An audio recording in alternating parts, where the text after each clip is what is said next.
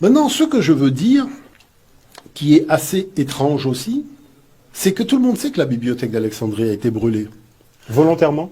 C'est volontairement, c'est-à-dire que là, vraiment, il faut savoir une chose, c'est-à-dire que l'Occident se disait, maintenant qu'on a traduit le maximum de documents en langue européenne, latine, grecque et compagnie, il faut faire disparaître, surtout pour le problème de la religion. Parce qu'il faut savoir que on vous dit que Jésus a dit, mais c'était déjà écrit en égyptien. C'est-à-dire, c'est comme si Jésus, c'est un acteur, il a un scénario et il lit le scénario, sauf que le scénario est écrit en égyptien ancien. Et ce scénario-là était stocké à la bibliothèque d'Alexandrie.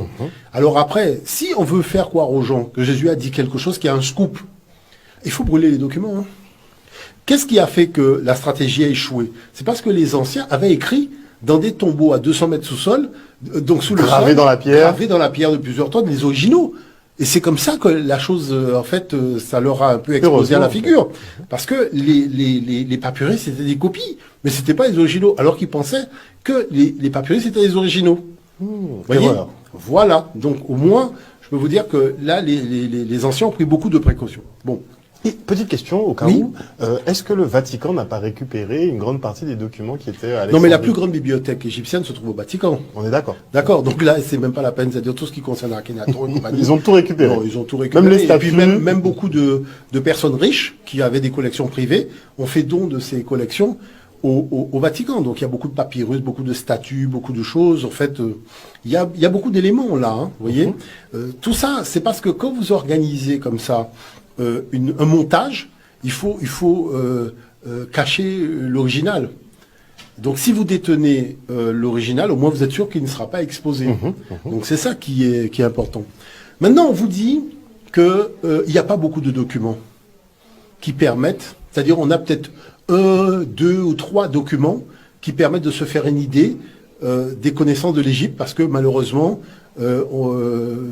alors on va tout vous dire, hein, soit ils se sont pas beaucoup intéressés à ça, mais rares sont les fois où on va vous dire que la bibliothèque d'Alexandrie a été brûlée. D'accord? Donc on va considérer que les 500 000 à 1 million de documents qu'il y avait là-dedans, on va faire fi de ça dans l'histoire. D'accord?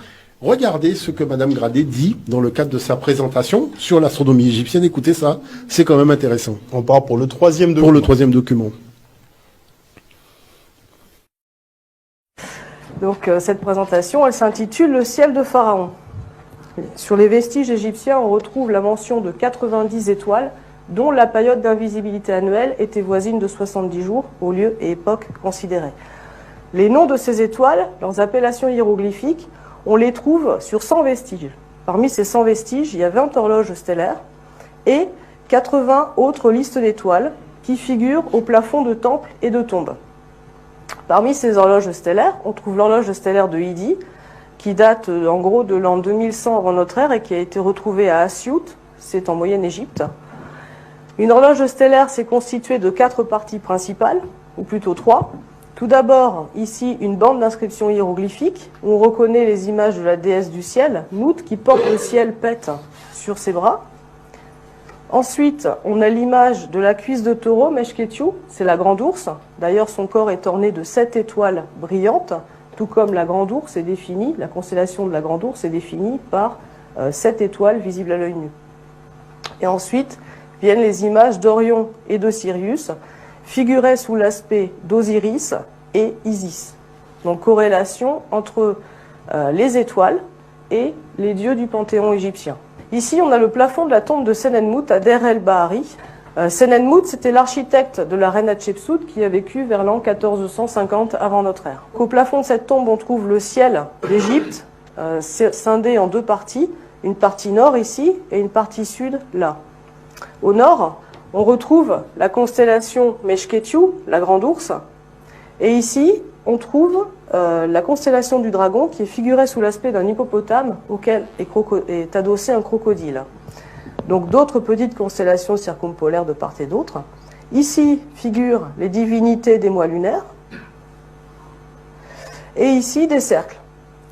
Chacun de ces cercles se réfère à un mois de l'année civile égyptienne. C'est ça. Voilà, donc tout ça, c'est très important. Parce que, vous savez, il y a des fois, on est confronté à certaines réalités dans des discussions où il faut expliquer, expliquer, réexpliquer. Donc il faut être vraiment dans le cadre d'une explication. Le livre « L'Afrique noire, initiatrice des législateurs antiques », d'accord, dans lequel j'ai montré que même Confucius était noir. La statue de Confucius à Shanghai, dans la fondation Confucius, c'est un noir. On peut le présenter chinois en utilisant Adobe Photoshop ou en prenant des dessinateurs. D'accord? Mais il n'en demeure pas moins que si vous regardez sa statue, bon, on voit bien que, en tout cas, il n'était pas chinois. Bon. La chose qui se passe, c'est que il y a une volonté de construire du nouveau. Or, moi, ce que j'ai fait, j'ai investigué l'histoire. Et l'histoire montre que les législateurs ont été en quête d'un savoir nouveau. C'est-à-dire, si on veut construire du nouveau, il faut tout simplement avoir un savoir upgradé. Et ce qui m'a beaucoup marqué, c'est le fait que l'Afrique a été le centre de référence de tout le monde. Voilà, c'est-à-dire que c'est pas de, non, tout le monde. Il n'y a pas de référence, non, on a franchement, tout le monde s'est dit, si je veux... Donc les législateurs, ce sont des bâtisseurs de civilisation, et ces législateurs qui ont bâti tant de civilisations, même les civilisations sémites et compagnie, ils ont considéré que l'Afrique, c'est pour ça qu'on vous dit que Moïse a étudié la sagesse et les sciences dans les temples de Pharaon, c'est-à-dire que voilà, c'est le législateur des Hébreux, mais on vous dit, attention, le savoir qu'il a, ça ne vient pas des Hébreux, ça vient de l'Égypte. Donc c'est comme ça, vous voyez, les Thalès, les Pythagore, les Platon, c'est pour ça qu'il en parle, Bonnet-Bidot. Ça veut dire que les législateurs, les Solon d'Athènes, tous ces gens-là, ils ont étudié chez nous. Comment voulez-vous effectuer un changement si vous n'avez pas un apport de connaissances nouvelles? Moi, je dis, mais les gens rêvent. Les gens rêvent. Parce que la première chose qu'il faut, c'est qu'il faut mettre en place son système de réflexion. Déjà. Mais il faut s'enquérir des bâtisseurs de civilisation. C'est-à-dire, quelle est l'expérience que nous avons des grands bâtisseurs de civilisation lorsqu'ils se sont dit, mon peuple est couché ou il est à genoux, aujourd'hui, il faut que je le mette debout. Bon, quelle connaissance, quelle quête de savoir que je vais tout simplement commencer à investiguer de manière à le remettre debout. C'est pas comme ça. Moi, je vois des gens qui parlent, personne ne veut étudier rien du tout. Tout le monde considère que personne n'a fait comme ça dans l'histoire de l'humanité, bâtir une civilisation sans apport de connaissances nouvelles. Ça, il faut le savoir. Il faut être un petit peu sérieux. D'accord? Maintenant, la chose qui est très étrange, c'est que on entend de tout. Les Occidentaux disent que, ah oui, mais les constellations de l'Égypte, on ne les comprend pas. Pourtant, les 12 signes du zodiaque sont égyptiens. Ce sont des divinités de l'Égypte. Ça, il faut que quand quelqu'un dit qu'elle est vierge ou quand quelqu'un dit, je sais pas moi, qu'il est balance ou qu'il est bélier, ce sont des divinités de l'Égypte antique.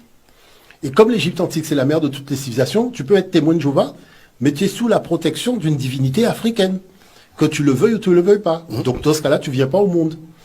D'accord? Parce qu'il y a 12 portes d'entrée, et chaque porte d'entrée correspond à une divinité africaine. Voilà. Donc, c'est comme ça. Au moins que les choses sont prises, parce qu'il y a des gens qui disent, oui, je suis musulman, oui, mais en attendant, tu es passé par une porte africaine. Donc, tout le monde passe par des portes africaines. Mais oui, attends. Tu passes par des portes africaines pour arriver sur Terre. D'accord? Donc, il faut le savoir. Et cette porte est gardée par une divinité africaine. Donc, à partir de ce moment-là, ce qui se passe, et ce qui est important, c'est de voir qu'on dit, ah, on ne comprend pas la symbolique, on ne comprend pas ci, on ne comprend pas ça. Mais qu'est-ce qu'on ne comprend pas? Ce qu'on veut cacher. Prenons, j'ai amené des images, prenons une image, qui est l'image suivante, je crois, qui est une carte du ciel, hein, que tout simplement, on peut arriver à voir très simplement. Voilà, donc prenons déjà la problématique de la forme sphérique de la Terre. Vous avez entendu tout à l'heure qu'on vous dit qu'il a fallu attendre que les Grecs arrivent pour savoir que la Terre est ronde. Mais soyons quand même un peu sérieux. Diogène Laërce